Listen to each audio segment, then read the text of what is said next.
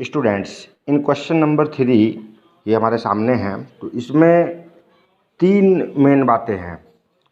एक तो ये 3 एडजस्टमेंट टाइप दे रखी हैं आपको, ए, बी और सी इनको पढ़ना है। और उससे पहले आपको जो है ये 4 वर्ष के प्रॉफिट 2004, 5, 6, 7 और 7, 8 ये 4 वर्षों के प्रॉफिट आपको दे रखे हैं। चारों वर्षों के बेट्स भी आपको क्लियर हैं क्वेश्चन में। और ये 3 एडजस्टमेंट आपको दे रखी है। इनमें क्या कह रहा है वो, तो ए पॉइंट है आपका, on 1 December 2006 a major repair was made in respect of the plant incurring ₹30,000 which amount was charge to revenue. The said sum is agreed to be capitalized for goodwill calculation subject to adjustment of depreciation of 10% per annum on reducing balance method। Second है, इसमें B part है, the closing stock for the year 2005-06 was over valued by ₹12,000। And third है, in order to cover cost of management an annual charge of ₹24,000 should be made for valuation of goodwill. तो बेटा इसमें जो ये 3 main बातें हैं इनको किस तरीके से हमने सॉल्व करना है और किस तरह से हमने एक्चुअल एवरेज प्रॉफिट निकालना है वो मैं आपको सिखा रहा हूँ। तो इसमें आप देखिएगा, ये मैंने एक छोटा सा फॉर्मेट बनाया है इसके लिए। ये calculation of weighted average cost of capital, weighted average profit. और ये इसमें मैंने लिख दिया है चारों वर्ष के प्रॉफिट जो दे रखे हैं उसने, अभी लिखते हैं। और यहाँ पर हमने क्या करना है कि इन प्रॉफिट को एडजस्ट करके हमने एक्चुअल प्रॉफिट्स निकालने हैं, वो हम इसमें लिख देंगे। एक्चुअल प्रॉफिट को फिर डब्ल्यू वेट्स यानी इसने हमको दे रखे हैं, इनसे मल्टीप्लाई करेंगे, मल्टीप्लाई करके WX आएगा उसको यहाँ पर लिखेंगे। तो ये हमने एक फॉर्मेट बना दिया है। अब हम क्वेश्चन स्टार्ट कर रहे हैं, इसको आप प्लीज़ ध्यान से देखिएगा। कोई प्रॉब्लम आएगी तो मुझसे फ़ोन करके आप लोग पूछ लीजिएगा। तो सबसे पहले प्रॉफिट देखिए, 2004-05 का प्रॉफिट क्वेश्चन में दे रखा है। 4-5 का प्रॉफिट क्वेश्चन में दे रखा है 4-5 1,01,000 5-6 का है 1,24,000। नेक्स्ट है 1 लाख एंड नेक्स्ट है 1,50,000। ये आपको चारों वर्ष के प्रॉफिट क्वेश्चन में दे रखे थे। अब हमें प्रॉफिट्स में क्या करना है, ये एडजस्टमेंट को क्लियर करना है। तो जो फर्स्ट पॉइंट है इसको ध्यान से समझेंगे आप, यही मेन है।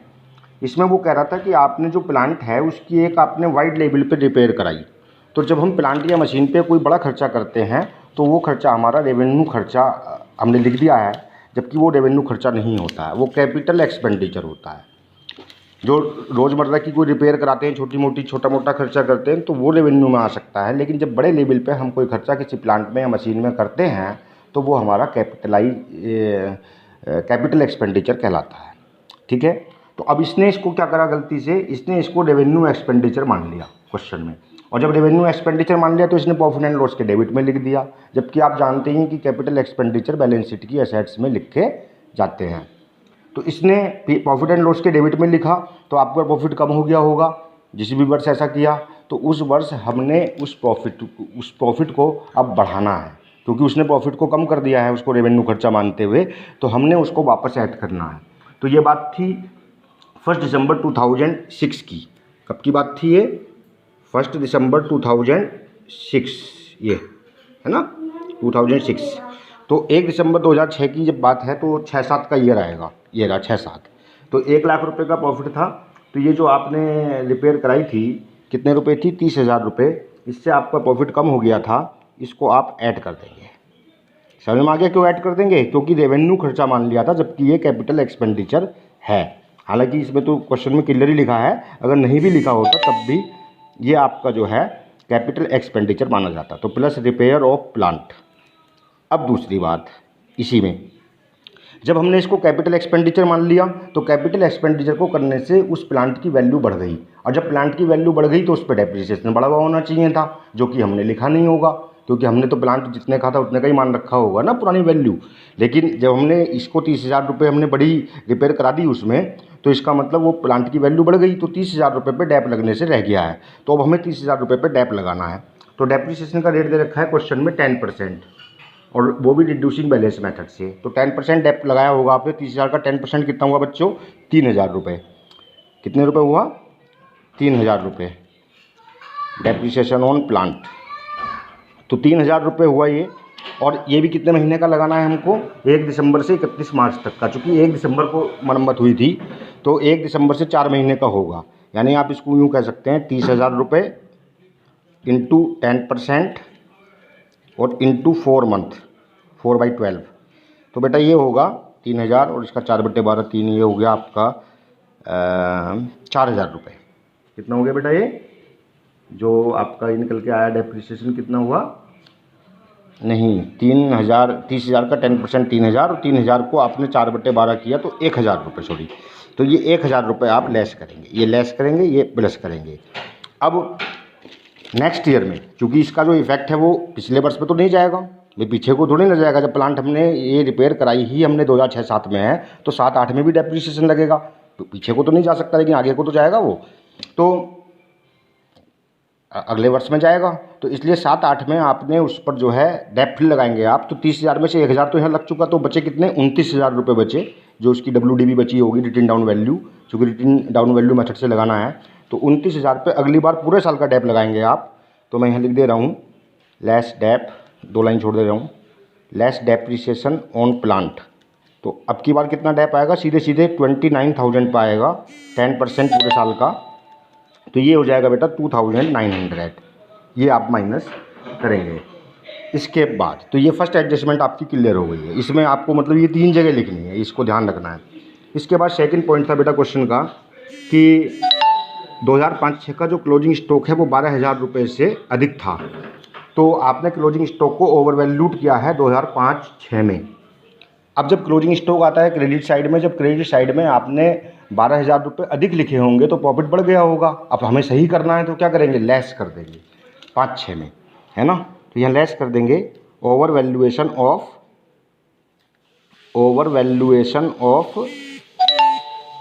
Closing stock, over valuation of closing stock. कितने रुपए? 12,000। कौन से ईयर में? 2005-06 में। तो ये 12,000 रुपये आप यहाँ पर लेस कर देंगे। अब दूसरी बात, हम जानते हैं कि प्रत्येक वर्ष का क्लोजिंग स्टॉक, ये बात समझने की है कि प्रत्येक वर्ष का क्लोजिंग स्टॉक अगले वर्ष का ओपनिंग स्टॉक होता है।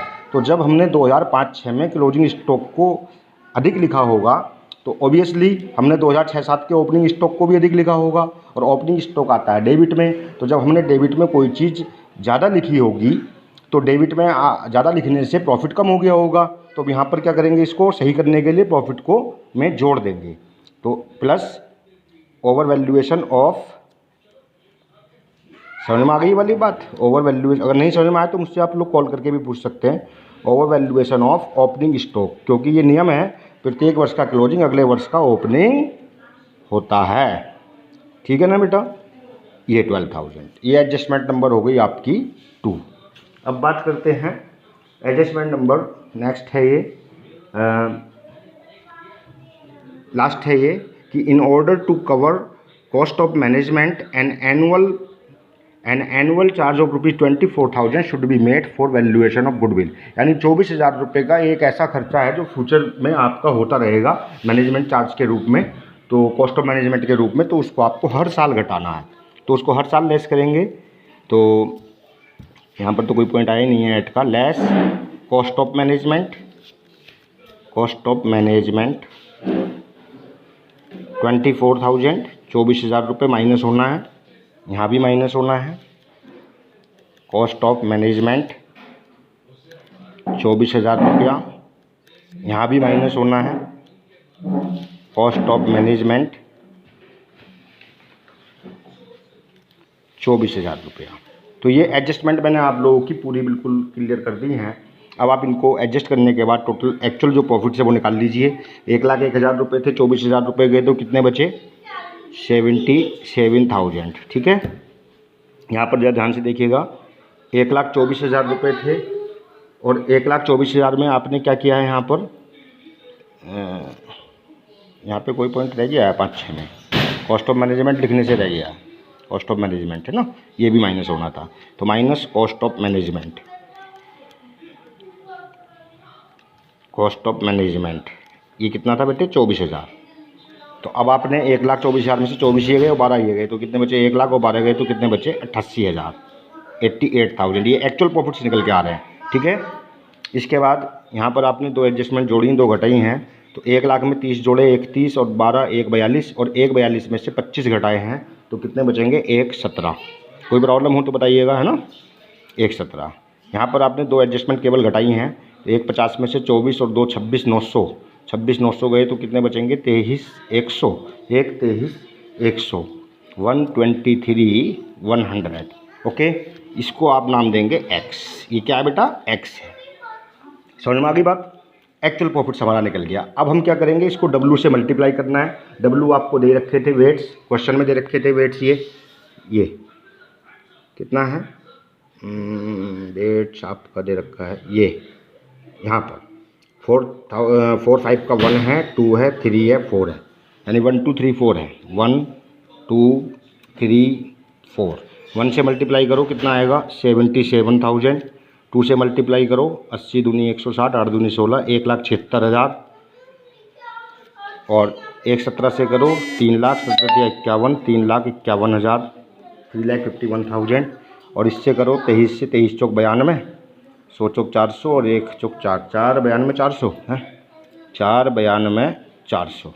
जोड़ लगाइए इनका, कितना हुआ बेटा 3 51 थे, 1 76 थे, 77 थे और 4 92 400। तो 400 तो यही आएगा। 2 और 1 3 और 6 9 और 7, 16 का 6 हासिल लगा 1, 9 और 1 10 और 15 7 22 और 7 29 का 9 हासिल लगे 2, 2 और 4 6 और 3 9 और 1 10, 10 96 400।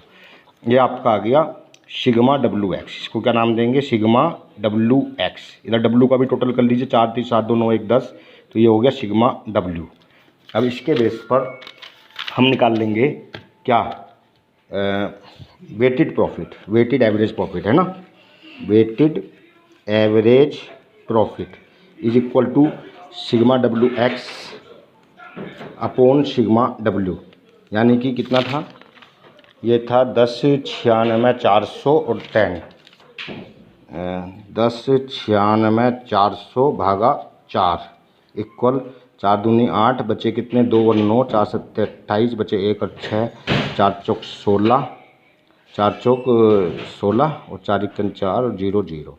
ये हो गया बेटा 274 100। 274 100 क्या निकल कर आ गया weighted average profit, weighted average profit. अब हमने क्या करना है, अब हमने निकाल ली है गुडविल। तो गुडविल का जो फॉर्मूला आपका था वो क्या था, गुडविल का फॉर्मूला हमने कहीं मिस्टेक कर दी है क्या, मैंने कुछ 10 96 400 divide by 10, sorry sigma W 10 थे, 4 नहीं थे 10 थे, तो 10 से करेंगे तो ये आएगा निकल करके 1,09,640, 109,640, 109,640 बेटा ये आएगा सही, है ना। अब इसके बेस पर आप जो है गुडविल निकाल लीजिए। तो गुडविल इज इक्वल टू क्या बताया था, weighted average profit into number of purchasing year, number of purchasing year. तो वेटेड एवरेज प्रॉफिट तो आपका आ ही गया है 109,640 into number of purchasing year. Question में दे रखा होगा, देखिएगा नंबर ऑफ परचेजिंग ईयर,